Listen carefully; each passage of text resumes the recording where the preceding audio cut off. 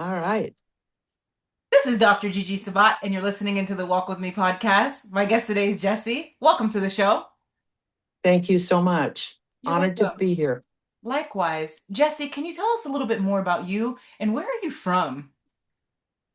I was originally born in Leone, American Samoa, so I'm Polynesian, almost 50%. I've had a DNA done, so I've got a little bit of everywhere in the world.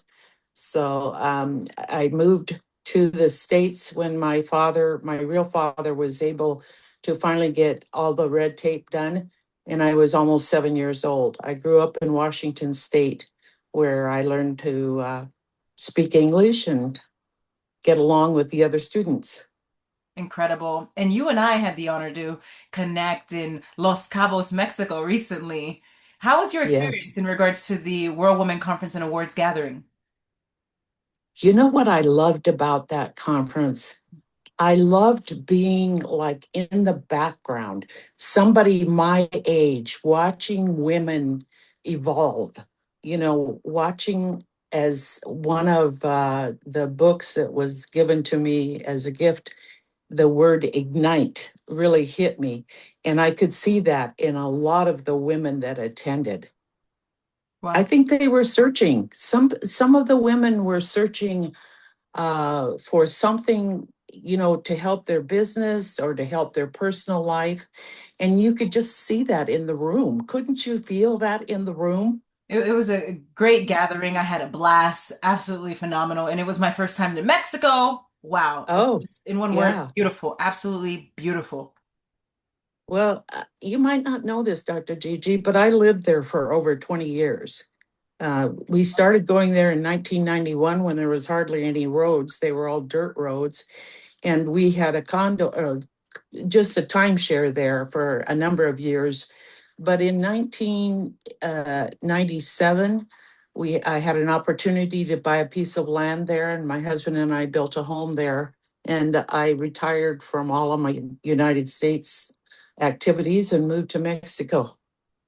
So we Wow. lived there over 20 years. And you enjoyed it, correct? Ah, loved it. It's where my peace is. At the women's conference, I was very comfortable there. Of course, while I was there, Laura Bueno, who spoke on AI, if you recall, uh, her husband is also an attorney, and we knew him before he married her. And I adopted them both, and their children are like my grandchildren. I love it. Thank you for sharing that. And and Jesse, can you tell us a little bit more about your experience working for the Washington State Governor's Office? Oh, I love that. My immediate boss was the governor's health advisor. And we had a huge project that came from Robert Wood Johnson. The first project that I was asked to work on was not at the governor's office, it was at the Department of Health and in health policy. And it was when Washington State had been awarded a $750,000 health care grant from Robert Wood Johnson. After working there for about 15 months, that my boss to be, who was the governor's health advisor, decided that she didn't need the connection with the health policy group in the Department of Health. So she released that director back to his position as director of health policy and took me over to the governor's office to help them to apply for and receive a grant for, I believe it was $1.2 million for the state of Washington to continue their health care. And we worked closely with Mrs. Clinton, President Clinton at the time, and we worked with her with healthcare policies. Amazing. Yes, and I have read the book as well in regards to the Clinton. So thank you so much for sharing that.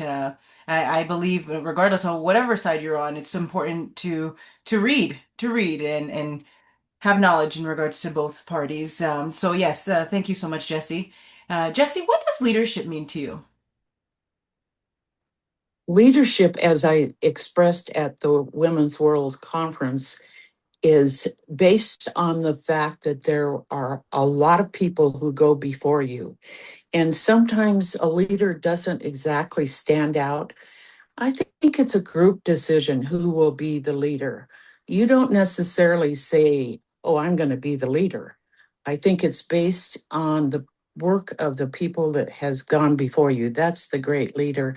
And that's what President Eisenhower once said in one of his speeches, that a leader is based on the work and hard core thinking of the folks that go before you. Yes, great point. And Jesse, why do you believe that depression is currently rising now in our society? And what can we do to make sure that rate is not increasing, it's decreasing? You know, I think it's very difficult to, as a sociologist, to think about people that are depressed and why they are. And I think an important issue for each of us is to always think forward. Don't look at the past and see what happened. Think forward, think positive, be motivated. That's my idea of being self confident. Um, just to know that you are content in your life and that life will come easier if you look at the happy side of life and not the depressing side. And we live in a very politically confused world right at this moment. Wars that we weren't expecting, but wars, as history tells you, are always a necessary evil for government. It's a shame that it is, because I think the uppermost word in people's mind is peace.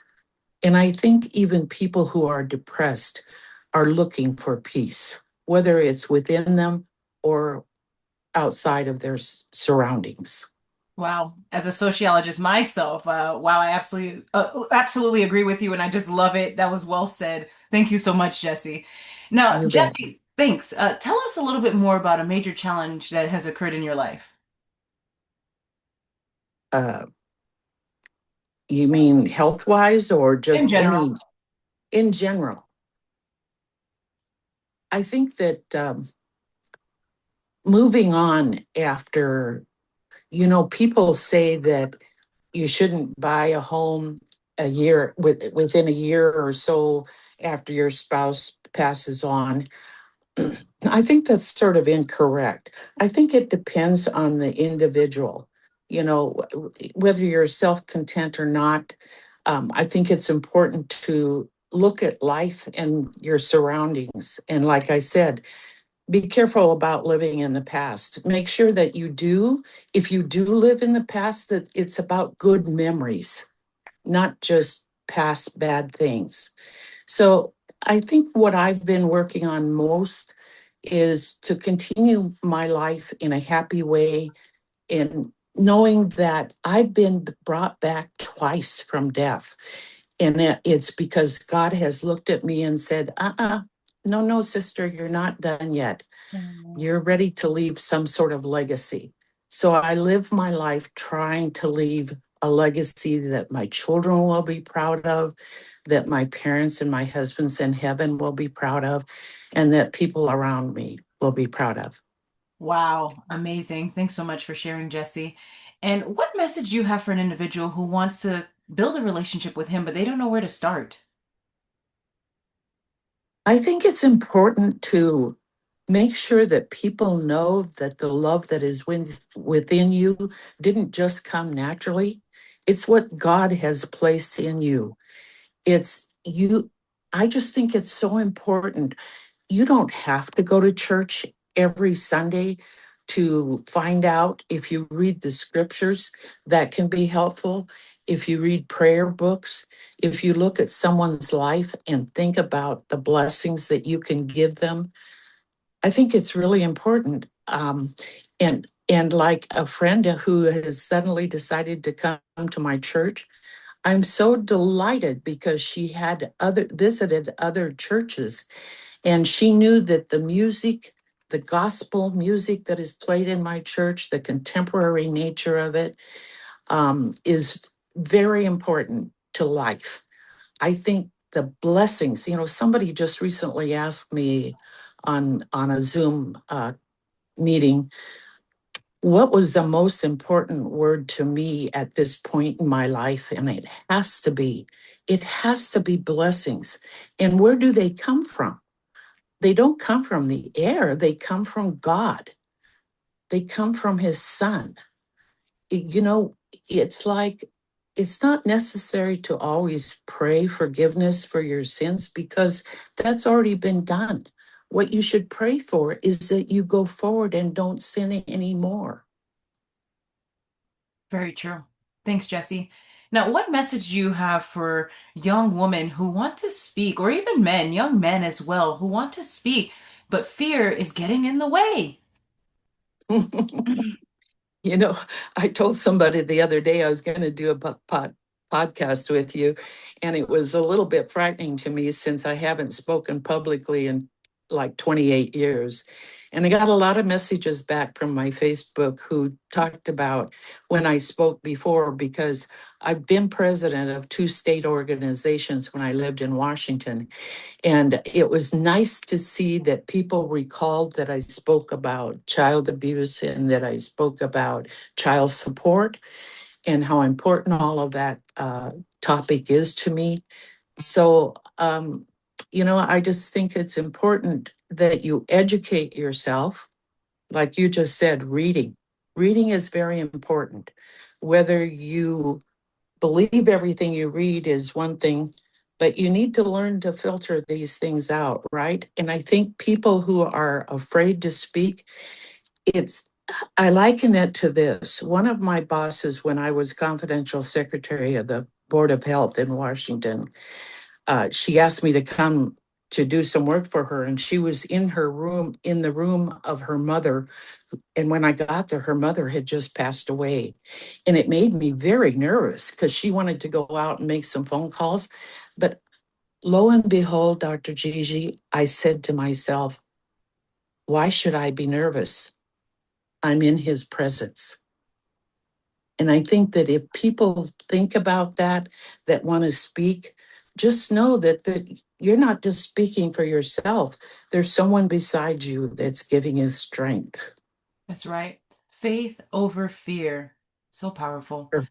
Yes. Now, Correct. Jessie, what projects are you currently working on? I'm thinking it's really interesting.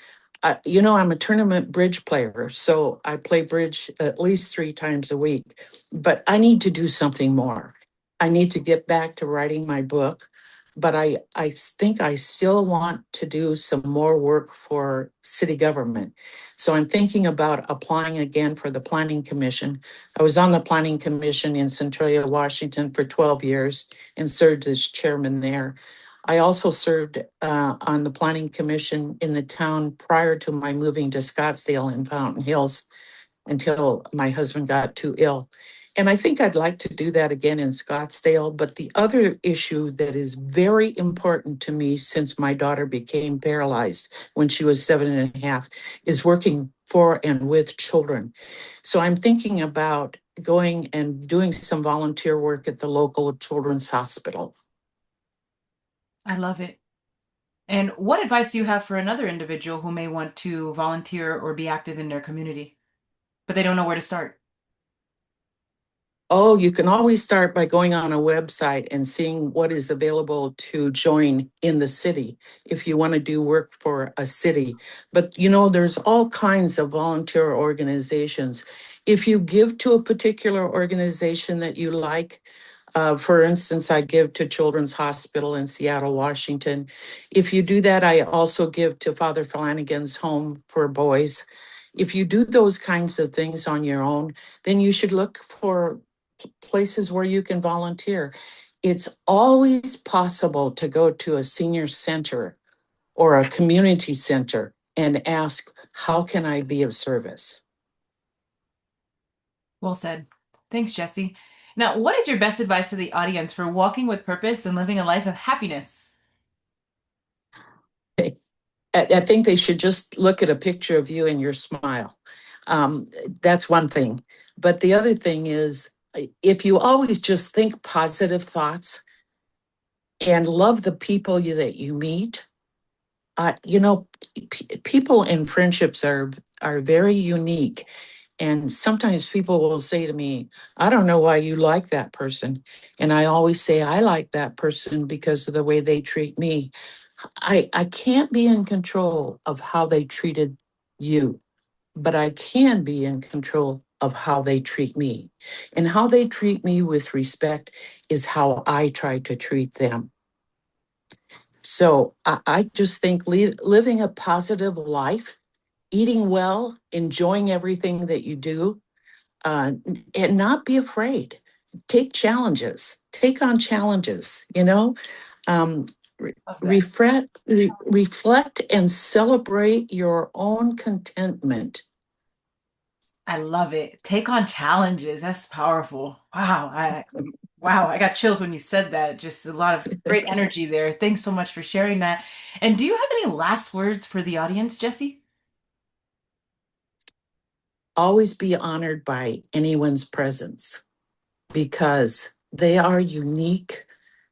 Not only are you unique, but one of the things that I think is so important, until you know that person's path, don't judge them.